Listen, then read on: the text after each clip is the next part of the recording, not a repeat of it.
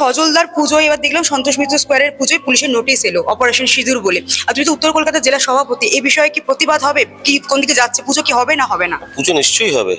সন্তোষ মিত্র স্কোয়ারের পুজো হবে না এটা কখনো হতে পারে? আর সজল ঘোষ ওখানে দীর্ঘদিন ধরে তিনি, তার পিতা স্বর্গীয় প্রদীপ ঘোষ, তারা পুজো করে এসছেন এবং সজলদা এখানে ছোটবেলা থেকে সেই পুজোর সঙ্গে যুক্ত।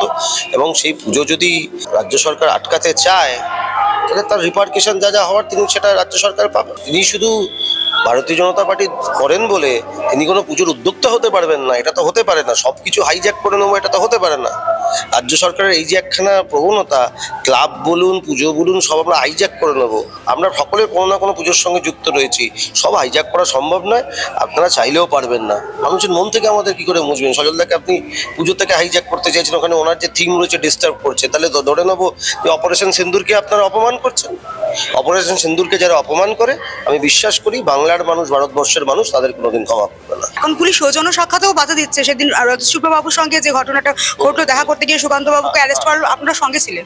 অবশ্যই জীবনে একটা অদ্ভুত এক্সপিরিয়েন্স হলো যে গেছিলাম একটি জায়গায়, সুকান্তবাবু যাচ্ছিলেন রজতবাবু ডাক্তারবাবুর বাড়িতে একটা সৌজন্য সাক্ষাতের ক্ষেত্রে। সেখানে পশ্চিমবঙ্গে তো দেখছি এমার্জেন্সি রুলের এবার 50 বছর, এই সামনের আপনার 25শে জুন।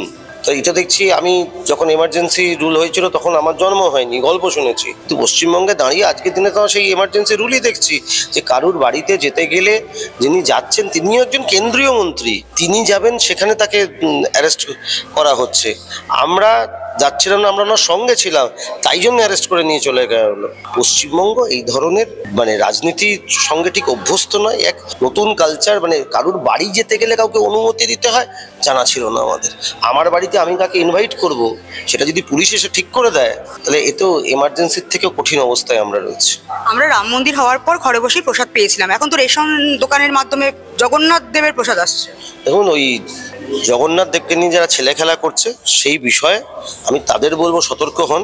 তার কারণ জগন্নাথ দেবকে আমরা সকলে জগন্নাথ দেবের ভক্ত, এবং জগন্নাথ দেবকে নিয়ে এভাবে ছেলে খেলা করা যায় না। তার মহাপ্রসাদ, তার প্রসাদকে আমরা বলি মহাপ্রসাদ, সেই মহাপ্রসাদ এভাবে যাকে তাকে টেন্ডার দিয়ে দিলাম, সে রাস্তায় দাঁড়িয়ে তৈরি করছে, কে বলছে হালাল মিষ্টি তৈরি করছে, এভাবে হতে পারে না।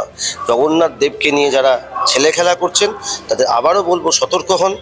তার কারণ ধাম যেমন 4টি ভারতবর্ষে, পুরী তার মধ্যে একটি ধাম, সেখানে যে মহাপ্রসাদ তৈরি হয় সেটাকে নিয়ে এখানে পশ্চিমবঙ্গের মাটিতে যে এই ছেলে খেলা হচ্ছে, এই রাজ্য সরকার যেটা করার চেষ্টা করছে, এই ধৃষ্টতা দেখাবেন না, সব কিছুর সঙ্গে রাজনীতি গুলিয়ে ফেলবেন না। ভগবানকে ভগবানের জায়গায় থাকতে দেবেন। শ্রী জগন্নাথ দেব আমাদের অত্যন্ত পূজনীয়, এবং আমরা তাকে সবাই নিজের জীবন সমর্পণ করেন তার কাছে।